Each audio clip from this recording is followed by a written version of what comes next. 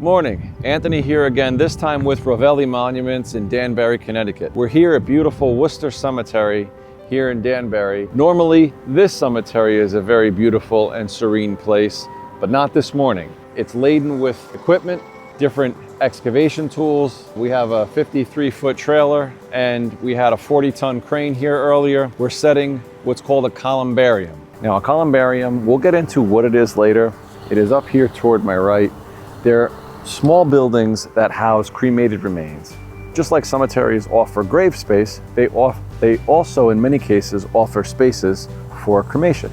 That's what these are for. You're about to see how we're going to do our installation today of this cremation building called a columbarium. Here we go.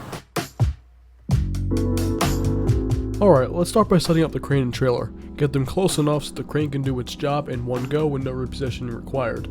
Ideally, the crane should stay sedentary and lift the columbarium in one smooth motion, but if we have to set it down and readjust, it's not uncommon.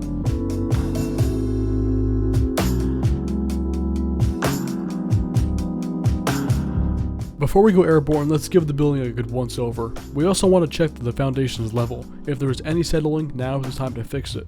Our foundations are meticulously designed for stability. They're usually about 5 feet deep or at least 1 foot below frost, whichever gives us more stability. Simply put, these aren't going to move anytime soon.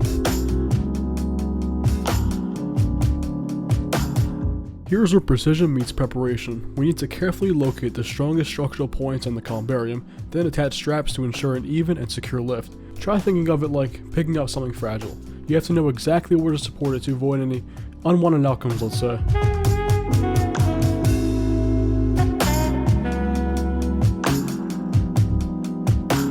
Once it's up in the air, we gently set it down, making sure it's lined up nicely on the foundation. Precision matters here. We're aiming for a perfect fit, not just close enough. So what we're doing here is we're striking a line. A line makes sure that everything, when they're in a row, when they're placed in a row, that everything lines up perfectly. So you'll see that there's a line in the front and everything will need to be lined up so it's straight.